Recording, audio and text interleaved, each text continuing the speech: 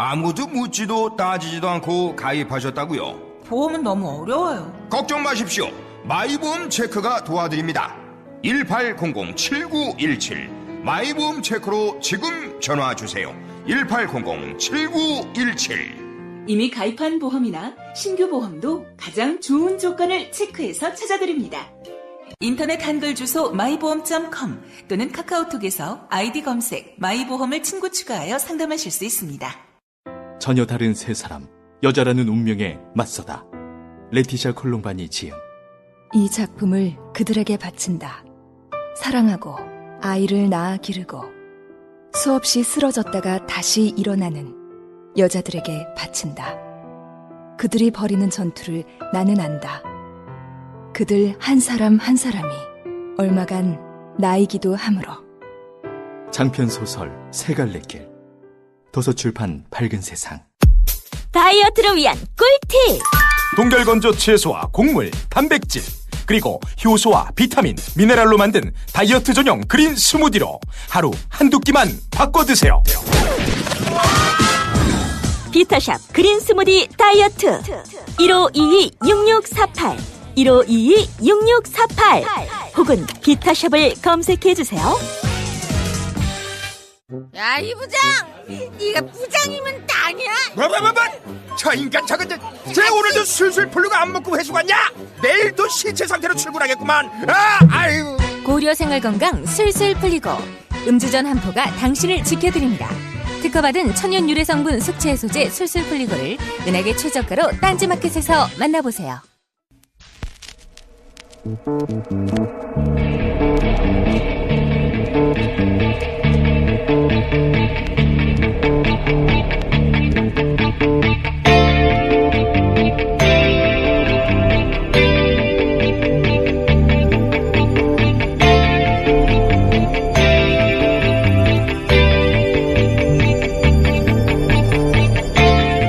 안녕하세요, 김호준입니다. 어제 오후 3시 30분을 기해 판문점의 남북 연락 채널이 다시 개통되었습니다. 이로써 2016년 2월 갑자기 개성공단이 폐쇄된 이후 완전히 끊어졌던 남북 간의 연락 채널이 복원됐는데요. 2016년 1월에 북한 4차 핵실험 때도 개성공단은 별개라는 게 박근혜 정부 입장이었고 2월 7일 북한 장거리 미사일 발사 직후에도 박근혜 대통령 주재 NSC에서 개성공단 폐쇄는 전혀 논의된 바가 없었습니다. 그런데 바로 그 다음날 박근혜 대통령은 국무회의나 NSC 소집이나 수석회의나 부처 논의나 그 어떤 논의 과정 없이 뜬금없이 구두로 개성공단 폐쇄를 지시합니다. 그리고 이틀 후 공단은 폐쇄되죠. 개성공단 입주 기업이 입은 경제적 피해부터 남북관계 경색으로 인한 한반도 위기까지 그로 인한 피해가 막대했는데 이 결정이 어떻게 이루어진 것인지 현재까지 아무도 모른다는 거, 이건 말도 안 되죠. 대통령은 아무도 모르게 아무 결정이나 초법적으로 막 해도 되는 왕이 아닙니다. 개성공단의 폐쇄 대체 누가 어떤 이유로 결정한 것인지 반드시 밝혀서 역사로 기록해둬야 한다. 김원준 생각이었습니다.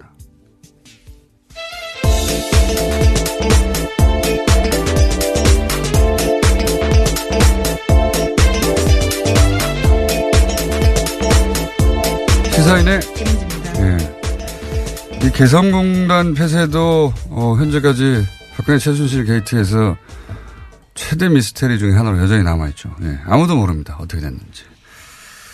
박근혜 전 대통령이 통일대박 한참 외치고 다녔었는데요. 이에 대해서 최순실 씨가 연루되었다라는 의혹에 대해서 최순실 씨 쪽에서는 입장을 밝힌 바가 있습니다. 터무니없다라는 건데요. 터무니없지 않을 거라고 보는 것이 이성한 전 미르재단 사무총장. 이제 최순실 게이트 초창기에 나왔던 얘기입니다. 이때. 그때는 사람들이 에이 설마 했던 여러 가지 이야기가 나왔었죠. 그때 나왔던 얘기가 뭐냐면 비선 모임이 있는데 여기에 박근혜 대통령에게 보고되는 자료가 매일매일 배달된다. 이것도 에이 설마 했었고. 그리고 거기서 장관 인사가 결정된다. 이것도 설마 했었고. 그때 나왔던 얘기 중에 가장 개인적으로 가장 인상적이었던 건 개성공단 폐쇄 문제도 여기서 논의됐다. 그 얘기를 언제입니까? 작년 여름에 했어요. 예. 작년 여름께 이 얘기가 나왔어요. 초기에 폭로된 건데 워낙 뜬금없고 황당한 얘기여서 그렇게 그 보도된 이후로 추가 보도가 전혀 없었죠.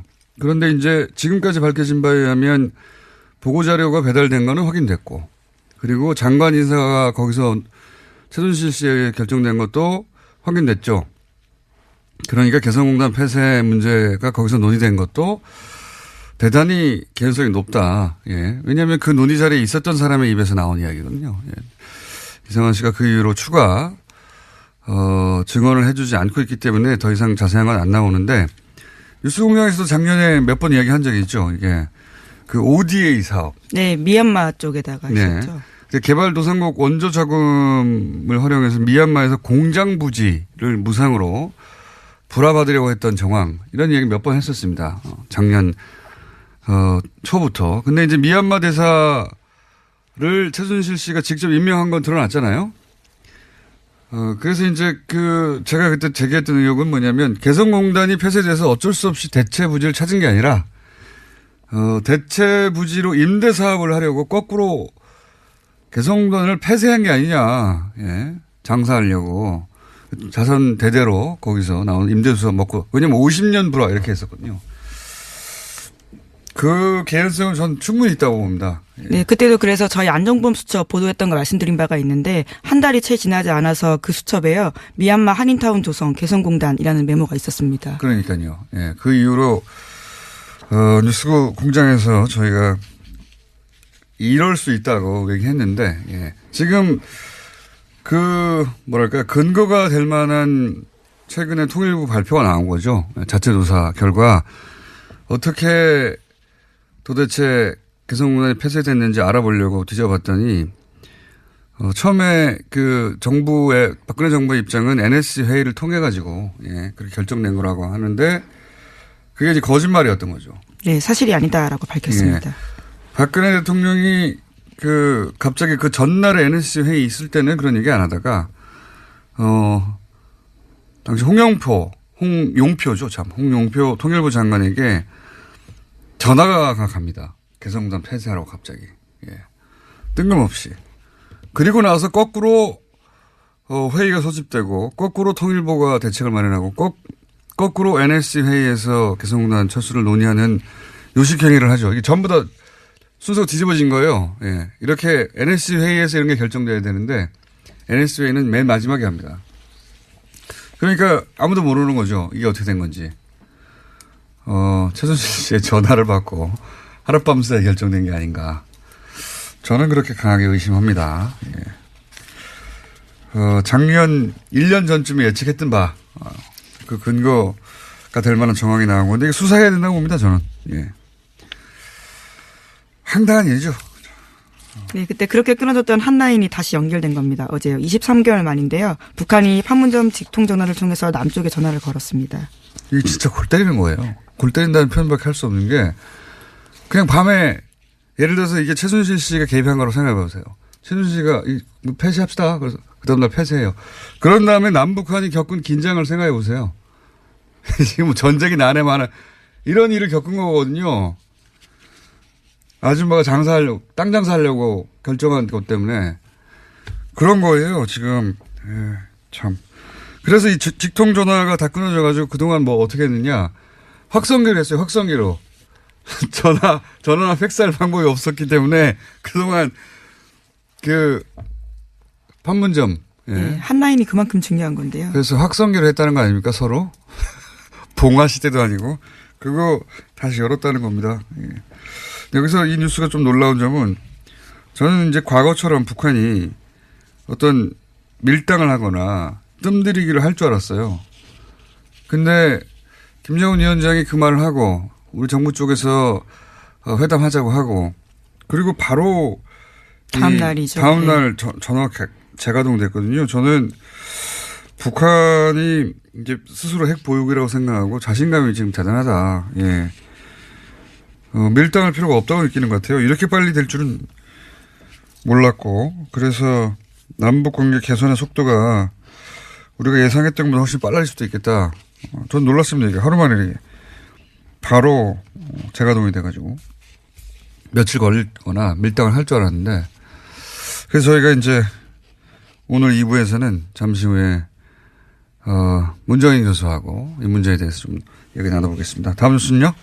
네, 최경환 이우현 자유한국당 의원이 오늘 새벽 구속됐습니다. 최경환 의원은 박근혜 정부 시절 국정원의 특수활동비 1억 원을 받은 혐의가 있습니다.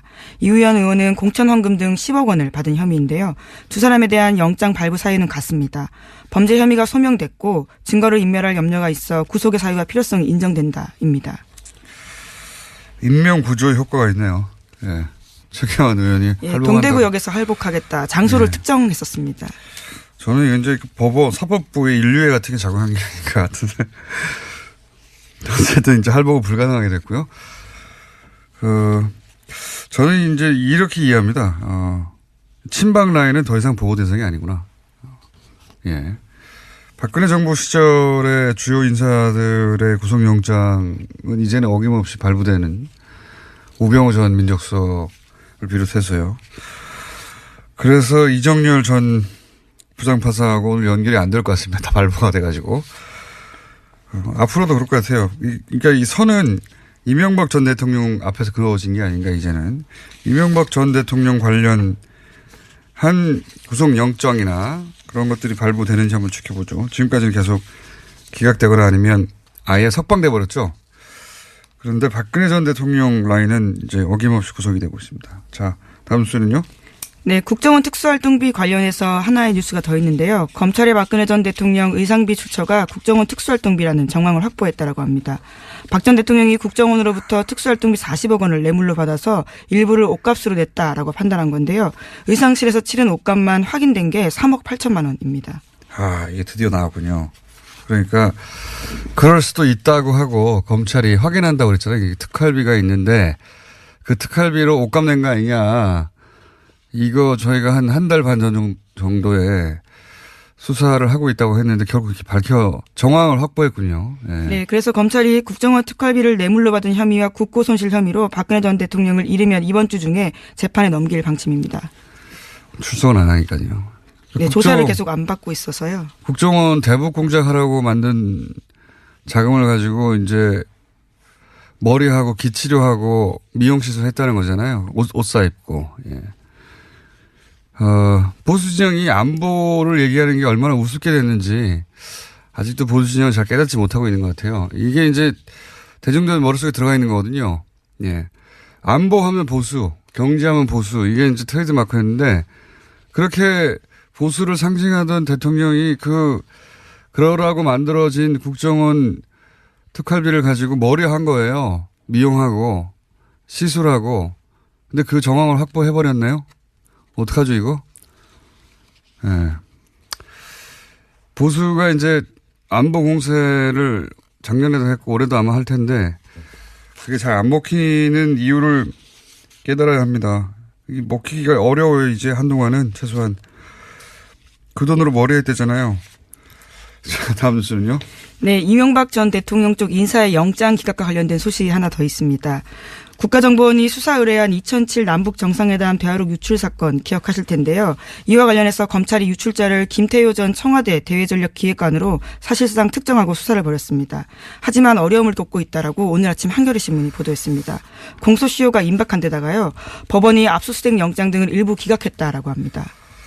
김태효 전 기획관은 이미 그 영장 한번 기각된 적이 있죠. 네, MB 라인. 구속 영장은 기각됐고요. 네.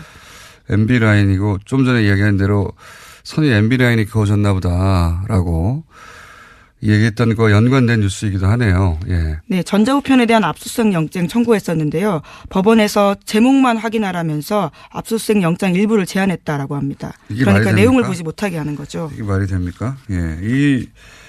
예를 들어서 이런 문건을 전달했을 때 첨부 파일일 거 아닙니까? 그 파일 열어봐야 되는데 제목만 확인하라고 하니까 이게 진짜 이해가 안 가는 거예요. 예. 압수수색 영장을 청구했는데 다 일부 허용했는데 그게 제목만 보라는 거 아닙니까? 네. 검찰에서는 김태호 전 기획관이 유출의 진원지일 가능성이 있다라고 파악하고요. 계속 수사하고 있다고 합니다. 왜냐하면 월간조선에서 2013년 2월 달에 내놓은 자료가 있는데 이것이 김 전 기획관에게 입수된 문건과 같은 것으로 보고 있기 때문입니다. 근데 이제 그걸 확인하기 위해서요. 그렇죠. 예. 그 문건에 보면 원래 이제 국정원이 공식적으로 전달하는 보고서에는 국정원이 작성하고 추가 배포 표시를 하는데 이 김태호 기획관이 전달한 문건에는 그 추가 배포란 표시가 없다. 이거는 자체적으로 카피한 사본이다. 이렇게 검찰이 판단한 거거든요. 굉장히 근거가 있는 판단이죠. 예, 정황이 있기 때문에 더 수사에 들어가려고 하는데 거기서 막혔다라고 합니다. 법원이 막은 거 아니에요, 지금. 법원이 제목만 메일을 확인하라고. 네, 뿐만 아니라 당사자는 문건을 전달받은 사실조차 기억나지 않는다면서 관련 혐의 전면 부인하고 있다라고 합니다. 이해가 안 갑니다, 저는. MB 앞에서 그어진 게 아닌가 선이 계속 생각할 수밖에 없는 정황이 계속 나오고요. 자, 다음 뉴스는요? 네, 이명박 전 대통령의 형 이상은 씨가 현재 다스의 회장입니다. 하지만 명목상 회장, 그러니까 바지 회장에 불과하다라는 다스 전직 관계자의 증언이 나왔습니다. 이상은 회장이 회사에서 월 500만 원 이상을 결제받지 못하고 있다라고 검찰에 진술이 나왔다고 하는데요. 뿐만 아니라 이 회장이 120억 원 비자금의 존재에 대해서도 특검 수사 이후에야 알았다라고 합니다. 이 이제 다스 관련은 뉴스 공장을 쭉 들어보시면 다 나오는 얘기인데 제가 알기로는 한도가 400만 원을 알고 있습니다. 제가 알기로는. 예를 들어서 카드를 그 이상 쓰면 여기서 이제 한도가 400인지 500인지 이렇게 나왔는데 현금을 준 게 아니고 카드를 준 걸로 저는 알고 있고 400 이상을 쓰면 그 사장이 결제를 안 해주고 서류를 집어 던져버렸다고 하는 다스 관계자의 얘기가 그렇죠. 있었죠. 예, 회장이 더 위인데요. 사장이 결제를 해주지 않았다라는. 이건 이제 상상하기 어려운, 상상이 도저히 안 가는. 예를 들어 생각해 보세요. 이건희 회장이 삼성 주식 5%밖에 없는데 회장이에요. 근데 이분은 거의 50% 갖고 있거든요. 예, 50% 갖고 있는데 500만 원, 400만 원 카드로 이상 쓰면은 밑에 사장이 찢어버리고. 네, 또 직원 채용 인사도 관여할 수 없었다라고 하고요. 당연히 자금 출납 등 회사 경영도 관여할 수 없었다라고 실제 이렇게 합니다. 예를 들어서 술값으로 더 많이 지출을 했다. 그럴 경우에 돈을 안 주니까 그 밑에서 자비로 보존했다고 하는 얘기도 있고요. 그리고 이상은 회장의 아들 이동영 씨도 아버지가 월급 받고 있다라는 멘트를 한 적이 있는 것으로 저는 알고 있고 이건 뭐 말이 안 되는 거죠. 예. 회사는 조 단위로 매출을 내는데, 실소유주인 회장이 주식을 절반 가까이 갖고 있는 회장이 카드에서 한도 400만 원 이상을 쓰면 밑에 사장이 서류를 찢어버린다는 게 말이 됩니까? 실소유주가 아니라는 거죠. 바지 회장이라는 거죠. 이렇게 명백한데도 아직도, 인정 안 하고 있죠. 이상은 회장의 회사라고 이명박 전 대통령 주장하고 있습니다. 여전히. 네, 계속해서 그런 주장을 펼치고 있습니다. 관련해서 어제 자유한국당 홍준표 대표가 어제 신년 인사차 이명박 전 대통령 만났는데요. 이 자리에서도 다스는 누구 것입니까? 라 관련된 이야기가 나왔습니다. 홍 대표는 전임 대통령에 대해서 댓글이니 다스가 누구 것이냐 이런 것으로 전직 대통령에 대한 모욕적인 수사를 해서는 안 된다라고 주장했습니다. 네, 모욕은 국민들이 갖고 있는 거죠. 이렇게 명백한데 전직 대통령이라고 봐주고 있는 거 아닙니까? 몇 달째. 몇 달이 뭡니까? 이거를 검찰이 알게 된 것이 2008년이니까 적어도 수사를 한 이후로 10년 이상 그냥 봐주고 있는 거죠. 계속해서. 봐주고 있는 것이고 JTBC가 또 그 상속세 관련한 문건 추가 보도를 또 했던데 이것도 역시 뉴스공장에서 지난 10월 방송 몇 월 며칠 차인지 기억은 안 납니다. 월요일치를 주로 뒤져보시면 주진우 기자하고 안홍구 청장이 열심히 떠드는 내용이 있습니다. 그때 이 보도에도 안홍구 청장이 인용되어 있습니다. 그건 어제도 얘기했지만 이 문건 하나만 분석해 보면 실소유주가 이거는 김재정 씨 사망 이후에 상속세 관련이거든요. 실소유주가 김재정 씨가 아니라는 건 너무나 명백하게 나오죠. 여기에. 왜냐하면은 이 문건을 보면 처남이 매형한테 회사를 갖다 바쳐요.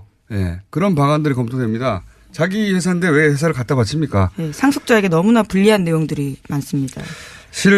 김재동 씨가 실소유주가 아닌 것은 이 문건 하나만 그냥 회계사일 필요도 없어요. 이 문건을 보고 이해하는 데는. 회계사가 직접 보면 이 회사는 김대중 씨가 아니네요 하고 바로 말해줄 내용으로 가득 차 있어요. 이게 JTBC만 이 얘기를 한다는 게 저는 이상할 정도로 이해가 안 갈 정도입니다. 예. 명백한 거거든요. 문건을 보면 이 사람이 주인이 아니네. 금방 나와요. 예. 청계재단, 이명박 전 대통령의 청계재단에 왜 자기 주식을 다 줍니까? 자기가 최대 주주인데 그런 방안도 여기 검토되어 있고 보면 말도 안 되거든요. 자, 그 문건만 보면 이것이 실소유주는 따로 있다는 게 너무 명백해서 웃음이 나올 정도입니다. 꼭 확인해 보시기 바라고 다른 매체에서도. 이 정도 할까요? 또 뭐 있습니까? 예, 짧게 제목만 말씀드리면요. 트럼프 대통령이 지난 1년 동안 한 거짓말이 1950회에 달한다고 워싱턴 포스트가 보도했습니다. 그러니까 하루 평균 5.6회 잘못된 주장을 했다라고요. 팩트 체크했습니다. 이것도 뉴스공에서 한 2번 정도 얘기한 것 같은데, 예.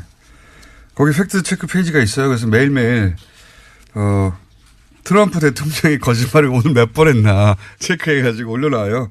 재밌는 페이지가 있습니다. 이게 이제 중앙일보가 그걸 보도했네요. 예. 뉴스 공장은 최소 일주일에서 몇 달 정도 앞서가는 뉴스라는 거. 네, 워싱턴 포스트를 인용한 보도인데요. 예. 네. 워싱턴 포스트 그 팩트 체크 페이지가 따로 있어요. 네. 별도로 발견했나 보네요. 예. 진작에 저희가 언급했던 것이다. 뭐 여기까지 하겠습니다. 네. 시사인 김은지였습니다. 감사합니다. 네. 자, 바로 이어서 그것마저 알려주마 리얼미터 권순정 조사 분석 실장 나오셨습니다. 안녕하십니까. 자, 올해 첫 조사 결과 한번 짚어볼까요? 네. 문 대통령의 국정수행 지지도가 많이 올랐습니다. 네. 3.6%포인트 상승해서 72.1%가 나왔고요. 긍정평가. 부정평가는 1.3%포인트 하락해서 23.7%가 나왔습니다. 일간으로 보면 작년 29일 금요일에 69.4%로 마감을 했는데요. 2일 화요일이죠. 이때는 70.8%로 올랐고 어제 3일에는 72.1%로 올랐습니다. 많이 올랐네요. 네. 예, 예. 저는 내려갈 때도 뭐 그런가 보다 하고 올라갈 때도 그런가 보다 합니다. 네. 아무래도 예, 김정은 위원장의 신년사 이후에 적극적으로 반영을 했고 또 어제는 통일부에서 적극 회담 제의를 하고 또 무엇보다도 2년 정도에 단절되어 있었던 남북 판문점 채널이 복원이 되었죠. 이러한 어떤 그 남북 관계에 대한 어떤 급속한 어떤 그 해빙 무드가 네. 영향을 미치고 있는 것을 작년에 워낙이 뭐랄까요. 트럼프, 김정은 핵 난리가 났었잖아요. 그렇죠. 네. 그 기억들이 다 있기 때문에 네. 이제는 해빙 무드로 더 이상 그런 일이 없을래나 하는 기대치가 반영된 것 같고. 네, 그렇습니다. 네. 좀 떨어지거나 좀 올라가거나 대부분 몇 프로 안 되기 때문에. 네. 그런 조금 더 합니다. 봐야 되겠지만 분명 강세인 것은 분명해 보입니다. 알겠습니다. 자, 그리고 이번 주 현안 조사는 뭡니까? 네, 이런 현안 조사를 해야 될지 말아야 될지 좀 고민스러웠는데 워낙 그 9월 초에 북한의 그 6차 핵실험 이후에 남북 관계가 워낙 얼어붙어 있었기 때문에 북한의 평창 동계올림픽 참가에 대한 국민 여론을 조사를 해봤습니다. 선택지는 두 가지였는데요. 남북 관계 개선과 한반도 평화를 위해서 찬성한다. 그리고 제재와 압박이 선행되어야 할 상황이므로 반대한다라고 이렇게 물었는데 찬성한다는 입장이 압도적으로 높았습니다. 76.7%가 나왔고요. 반면 제재와 압박이 선행되어야 하는 상황이므로 반대한다는 입장이 20.3%로 나타났습니다.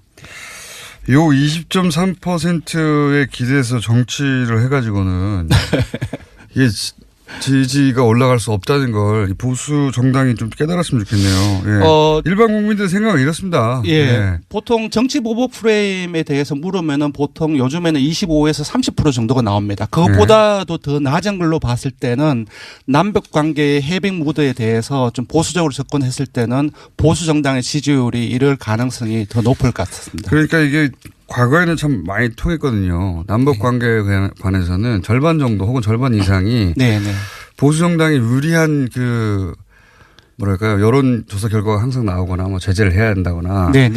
지금은 그렇지가 않아요. 근데 세부적으로 보더라도 모든 정당 지지층이 거의 다 그 찬성이 압도적으로 높고요. 자유한국당 지지층에서도 찬성한다는 입장이 40%를 넘는 것으로 나와서 네, 그렇습니다. 자, 이거 이제 남북관계 그 안보 공세 북한 파리가 더 이상 안 먹힌다는 건 좀 이해했으면 좋겠습니다. 보수정당이. 그래서 좀 논의가 생산적으로 바뀌었으면 좋겠는데 몇 시인데 똑같은 얘기만 하고 있으니까요. 정당 얘기를 안 했네요. 정당 지지율. 정당 지지율 어떻습니까? 네, 이제 새로운 정당 구도가 펼쳐질 가능성이 상당히 높은 걸로 나타났는데요. 기정사실이죠. 거의. 네, 거의 기정사실입니다. 네. 그래서 이번 주부터 잠재정당 지지도를 새롭게 편제를 계속적으로 할 예정입니다. 새로 만들어질 정당. 예, 현재 정당 지지도도 묻고 새로운 정당 구도가 펼쳐졌을 때 그때의 정당 지지도가 어떤지를 조사를 해봤는데요. 먼저 짧게 현재 정당 지지도를 먼저 훑고 지나가면요. 민주당은 52.7%로 상승했습니다. 한국당도 17.7%로 상승했고요. 바른정당 역시 6.3%로 상승했습니다. 반면 국민의당은 5.1%로 1.1%포인트 하락했고요. 정의당은 민주당이 많이 상승하는 바람에 1.6%포인트 하락한 4.1%였습니다. 이게 현재 정당 지지도고요. 네. 그래서 국민의당과 바른정당이 통합을 했을 때 통합당이 있고 그리고 통합을 반대하는 반대파의 정당을 상정했을 때의 당이 이제 두 개 지금 있는 두 당이 합쳐지고 새로운 당이 하나 만들어서 맞습니다. 또 만들어질 테니까요. 예, 두 개가 생기게 되죠. 이 경우에는 어떻게 되는지를 조사를 해봤더니 재밌네요. 이때까지는 여론조사는 일부 여론조사가 이제 그 통합 신당이라고 표현하며 통합 신당의 지지율이 자유한국당을 넘어선다. 맞습니다. 전체 2위. 네. 저는 그 여론조사 볼 때마다 정당의 이름을 통합신당이라고 해서 여론조사 지지율이 높게 나오지 않은 적이 없거든요. 네, 그렇습니다. 통합과 신당이라고 하는 긍정적인 단어 두 가지가 합쳤어요. 네. 이렇게 여론조사하면 안 된다고 예전부터 얘기하지 않습니까? 한 2년 전부터 계속 그렇게 말씀을 드렸는데 아직까지 계속 이러한 부분들이 지속되고 있는데요. 왜냐하면 그 정당의 구체적인 이름도 없고 그렇습니다. 긍정적인 이미지를 새로 그러니까 질문할 때부터 사실은 지지율이 높게 나올 수밖에 없는 질문들이 만들어지고. 그래서 잠시 살펴보면 지금 금방 말씀하셨던 최근 여론조사, 동아일보나 MBC 조사가 한국당보다 통합당이 훨씬 높게 나왔어요. 19% 또는 14%. 한국당은 10%대 초반에 머무르는데, 근데 우리 조사에서는 국민의당, 바른정당, 통합당이 10.5%가 나왔습니다. 그러니까 이는 현재 정당 지지도에서 국민의당, 바른정당의 단순 합이 11.4%인데 0.9%포인트가 낮은 수치입니다. 그러니까 왜 이렇게 이런 다른 여론조사하고 다르냐? 설계가 좀 다르겠죠. 설계가 다릅니다. 원래 질문에는 원래 해당되는 질문의 당 이름이라든지 그런 것들이 들어가면 안 됩니다. 왜냐하면 한 번 더 이전에 묻기 전에 이 각인 효과가 있기 때문에 거기에 관심을 갈 수밖에 없죠. 그래서 다른 조사 같은 경우는 질문에 국민의당, 바른정당이 통합하여 신당이 창당할 경우 이런 방식으로 질문에 넣어줬습니다. 두 번째로는 이런 조사에서 일부 조사에서는 통합 반대파의 정당을 아예 빼버렸어요. 그렇죠. 근데 그들도 거의 바른정당의 현재 의석수와 거의 비슷하게 되게 많은 수치인데 빠진 거죠. 근데 그런 빠진 수치가 있기 때문에 온전히 통합당으로 가는 걸로 나와서 실제로는 한국당보다 더 높은 결과가 나오는 그런 결과가 나왔습니다. 그렇다면 이런 여론조사 이렇게 설계를 제대로 해야 된다고 보는데. 네네. 자, 그러면 어떻게 물어야 되는 겁니까? 묻기를. 저희들 같은 게 어떻게 물었냐 하면은 다음과 같은 정당 구도 하에서는 선생님께서는 어느 정당을 지지하십니까? 이미 그런 구도가 만들어졌다고 보고 다음과 같은 구도 하에서는. 왜냐하면 그 구도 하에서 바로 다음 선택지에서 다음 내용이 불러지기 때문에 질문에 굳이 각인 효과를 주지 않기 위해서 정당 구도 하에서는 그렇게 처리를 합니다. 그렇게 하면 결과가 어떻게 나옵니까? 그렇게 하면 금방 말씀드렸던 것처럼 단순 합에 비해서 0.9%포인트 낮은 10.5%가 나옵니다. 통합당이. 17, 18 이 정도 나오는데 리얼미터 조사에서는 10% 정도밖에 안 나와요? 조금 분석을 해보면은 현재 국민의당 지지층이나 현재 바른정 지지층이 통합을 한다고 했을 때 다 가지 않습니다. 그렇겠죠. 현재 국민의당 지지층의 10명 중 4명은 다른 곳으로 가고요. 심지어 현재의 바른정 지지층의 10명 중 6명은 또 다른 정당으로 갑니다. 반면 현재 민주당을 지지하거나 그 한국당을 지지하는 사람들은 무당층이나 정의당 이런 쪽으로 많이 빠지지 통합당으로는 거의 안 가는 걸로 분석되었습니다. 그래서 결과가 어떻습니까? 예, 그래서 국민바른통합당은 현재의 합보다 줄어드는 결과가 나왔고요. 민주당은 47.6%로 현재 지지도보다 5.1%포인트 낮습니다. 금방 소개해 드린 것처럼 통합당으로 빠지는 것이 아니라 무당층이나 오히려 정의당 쪽으로 빠지는 그런 결과가 나왔고요. 한국당은 거의 차이가 없습니다. 아까 17.7%인데 현재 정당 지지도가 이런 정당 구도하에서는 17%로 거의 차이가 없게 나왔고요. 정의당은 오히려 상승을 합니다. 좀 특이한 예, 2.1%포인트 상승해서 4.2%인데 정당 구도가 한번 크게 흔들리는 과정 속에서 나타내는 현상이 아닌가 싶은데 이것은 조금 더 길게 봐야 될 것 같습니다. 정의당 지지율은. 그러면 지금 사실은 국민바른통합반대당이라고 하는 당명도 아니지만 예. 이 명칭이 주는 부정적인 효과가 있어요. 어제는 반대 이쪽은 통합이고 이쪽은 통합 반대당. 예, 어제 보도에 따르면 반대파들도 개혁신당을 추진하겠다라고 밝혔는데요. 반드시 이 조사에는 그 반대파들의 정당을 선택지로 넣어야 된다고 생각이 들고요. 그 이름을 개혁신당으로 했으면 훨씬 높게 나왔어요. 그렇죠. 개혁 또는 신당. 이게 뭡니까? 국민바른통합반대당. 예. 그래서 빨리 당의 개혁신당 그 통합당이나 반대파의 정당이 빨리 가칭으로라도 빨리 만들어져서 제대로 된 조사를 해보고 싶습니다. 알겠습니다. 여기까지 하겠습니다. 네, 조사 개요를 말씀드리면은 이번 주준조사는 TBS 의뢰로 이번 주 화요일과 수요일 이틀 동안 전국 19세 이상 성인 1,004명을 대상으로 했습니다. 유무선 전화면접 자동응답 혼용 방식으로 실시했고 표본 오차는 95% 신뢰 수준 플러스 마이너스 3.1%포인트였고요. 응답률은 5.9%였습니다. 리얼미터 권순정 조사분석실장이었습니다. 고맙습니다.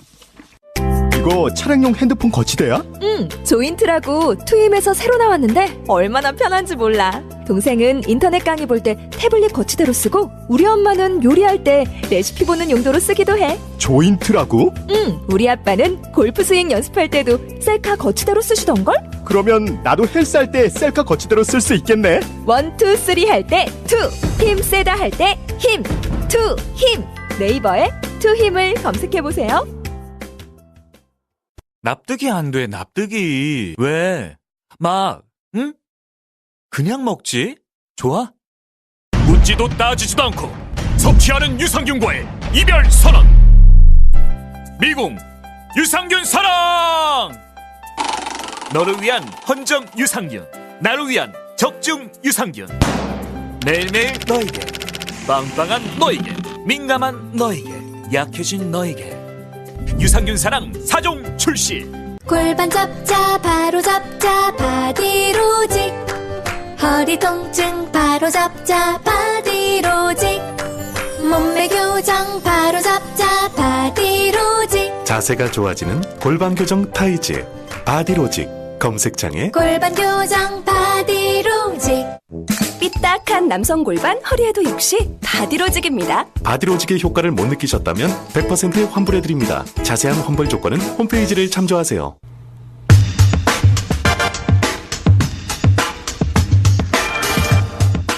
김정은 위원장 신년사 이후 남북관계, 문재인 대통령의 통일 외교안보 특별보좌관, 연세대 문정인 명예특임교수 전화 연결해서 짚어보겠습니다. 안녕하세요, 교수님.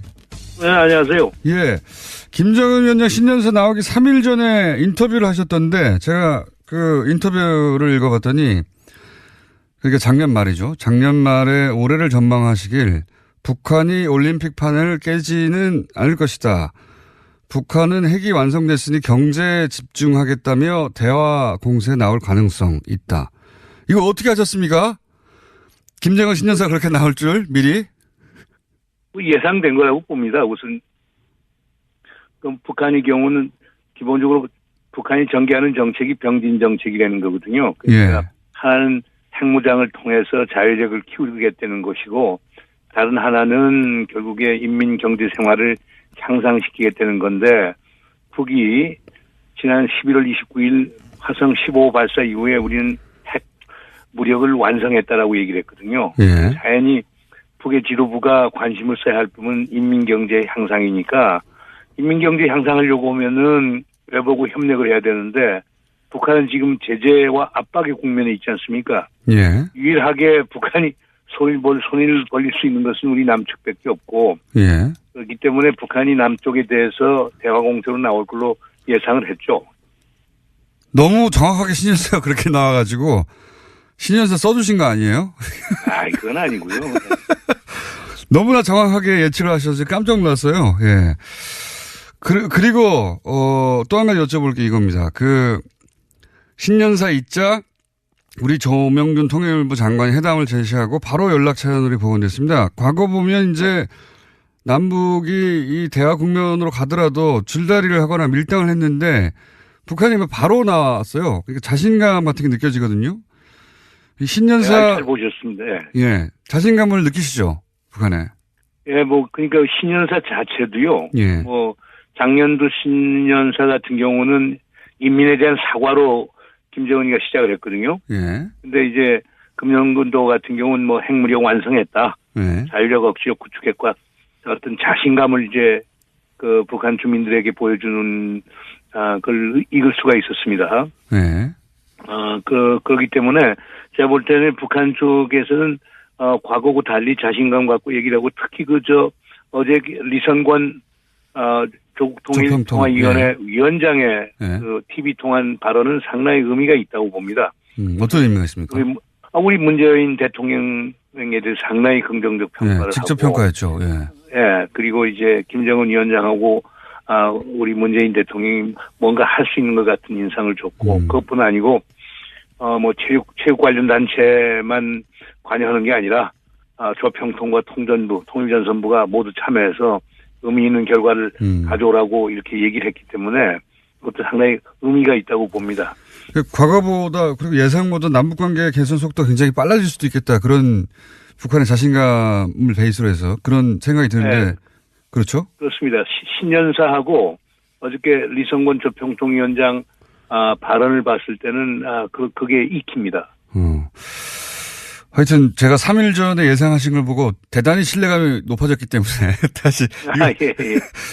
깜짝 놀랐어요, 정말. 3일 전에 인터뷰 봤을 때는 3일 후에 곧 이제 신년사 나올 텐데 이거 틀림없잖아 했는데 정확하게 맞추셔가지고. 자, 이건 어떻습니까? 그래서 이제 한 가지는 있죠. 제가 이제 3일 전에 인터뷰할 때는 예. 대표단 파견에 대해서는 아직은 유보적이지만 판을 깨진 않겠다라고 했는데 신년사에서는 결국 올림픽 잘 됐으면 좋겠다. 예. 자기들도 이제 건국 70주년이니까 북의 건국 70주년, 남의 동계 올림픽 이 두 개가 잘 돼서 남과 북이 윈윈의 결과를 가져오겠다는 그런 메시지를 던졌거든요. 예. 그것까지는 사실 제가 예상을 못했어요. 예상보다도 더 자신 있게 나온 거예요, 북한이. 예. 그렇게 볼 수밖에 없습니다. 예.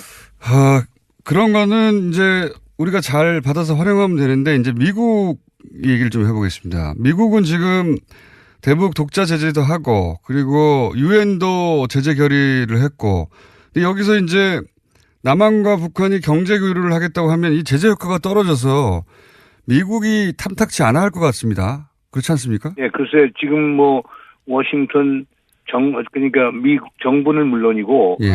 워싱턴 조야에서 나오는 전반적인 반응은 이 김정은의 신년사가 한국하고 미국 사이를 이간질시키게 하는 것 아니냐 이런 얘기가 나오고 있습니다. 특히 허버트 맥마스터 안보보좌관 같은 경우는 북한 신년사가 한미 간을 멀어지게 하려고 하는 것 아니냐라고 하는 우려가 나오고 있기 때문에 우리 정부로서는 이걸 잘 추스려서 나가야 되겠죠. 그러나 현실적으로 우리 김 선생님께서 지적을 하셨지만은 유엔 안보리 제재 결의안이 여러 개 있지 않습니까? 그리고 이제 미국의 독자적 대북 제재도 하고 있는데 이런 가운데서 우리가 북한하고 어떤 부분에서 교류와 협력을 할 수 있는가 이건 정부가 많이 고민을 해야 되겠죠. 2007년 11월 15일인가 될 거예요. 그때 이제 남북 총리가 만나서 14정상회담 후속 조치로서 경제, 사회, 문화 이 다방면에 걸친 협력사항을 45개로 이렇게 합의를 합니다. 네. 그 45개 가운데서 최소한 한 20개 정도는 유엔 안보리 제재 결의안이 있고 예. 미국의 독자 제재가 있어도 협력이 가능한 부분들이 있다고 하는 얘기를 들었습니다. 아하, 가령 뭐 북한에 뭐 나무를 심는 사업부터 뭐 인도적 지원 사업부터 이런 게 있기 때문에 이 문재인 대통령도 지난 7월 6일 베를린 선언에서 얘기를 했지만은 쉬운 것부터 이런 건 북한하고 할 수가 있겠죠. 그러나 이제 북한에 저렇게 해서 북한에 저렇게 통 크게 나오는데 북한이 기대하는 것도 클 텐데 예. 기대는 못 미치겠지만 어떻든 남북 간의 그동안 경색된 국면을 반전시킬 수 있는 협력 아이템들은 있을 걸로 저는 보고 있습니다. 그렇군요. 일단은 그 경제협력 혹은 그 외 문화교류협력 전반적으로 그런 것부터 시작해야 된다 이런 말씀이신 것 같은데. 네, 물론입니다. 예. 이런 또 걱정도 있습니다. 뭐냐면 결국 이제 그 우리 쪽에서 교류협력을 하자 하는 것은 그 남북 간의 긴장도를 좀 낮추고 장기적으로는 핵 문제를 풀자 이런 건데 그래서 이제 한국이 운전석에 앉아서 이 문제를 해결해야 한다 계속 얘기해 왔는데 현 정부는. 근데 지금 북한은 핵 문제는 남한하고 얘기할 게 아니라고 하고 있지 않습니까? 핵은 미국을 향한 거니까. 그러니까 남한하고는 경제 교류 협력 얘기만 하자. 이렇게 나오게 되면 운전석에 우리가 앉을 수 있겠느냐. 제가 이런 질문 드리려고 하는 건데. 그거 아주 상당히 중요한 질문이신데요. 예. 그러나 이런 건 가능할 겁니다. 물론 이제 우리 김 선생님께서 이제 지적했듯이 북한 핵과 미사일 문제는 기본적으로 미국과 북한 사이에 주요 현안으로 볼 수밖에 없겠죠. 우리의 그 역할이라는 게 상당히 제한적일 겁니다. 그러나 이건 가능할 겁니다. 남북 관계가 좋아진다. 그리고 우리가 미국하고 긴밀하게 공조해서 협력해 나간다. 그러면 북한이 우리를 통해서 미국과 대화하고 협력할 가능성이 상당히 많아지거든요. 그럼 우리가 북미 관계를 개선하는 데 있어서의 촉매제 역할을 할 수가 있기 때문에 그런 점에서는 우리가 운전석에 앉아 있을 수 있다고 보는 거죠. 그러면 과거에 북한의 전통적인 그 전술이라고 하는 것은 우리가 잘 알고 있는 통미동남. 그러니까 미국하고 통하는데 남쪽은 배제 안 되는 건데 그러면 그런 상황이 되면은 북한이 남쪽하고 통하면서 우리를 통해서 통미까지 할 수 있는 이런 상황이 나오겠죠. 하나 저는 분명히 말씀드릴 수 있습니다.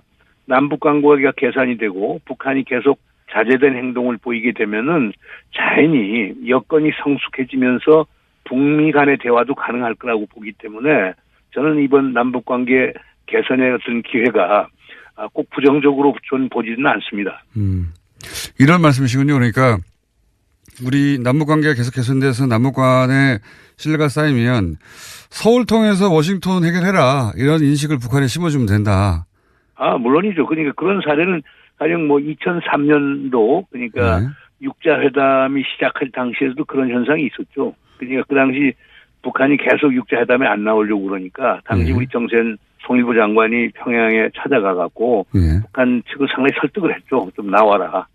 사실 그게 크게 이제 주요를 했고 뭐 더 나아가서는 2000년 남북 정상회담 할 때도 마찬가지죠. 그때 김정일 당시 위원장이 미국하고 관계 개선을 희망했는데 북미 간의 채널이 약했었거든요. 그때 김대중 대통령을 통해서 북미 관계를 개선을 했고 그래서 2000년 10월 13일에 이제 조명록 당시 그 인민군 총정지국장 조명록 자수를 워싱턴을 가게 만들고 올브라이트 국무장관이 평양을 가게 만드는 그 중개 역을 사실상 김대중 대통령이 했거든요. 그렇군요. 그렇기 때문에 우리가 조금 상상력을 갖고 외교를 하면은 북미 간의 관계를 개선하면서 북핵 문제 해결하는데 돌파구를 찾는데 상당히 큰 공헌을 할 수 있다고 봅니다.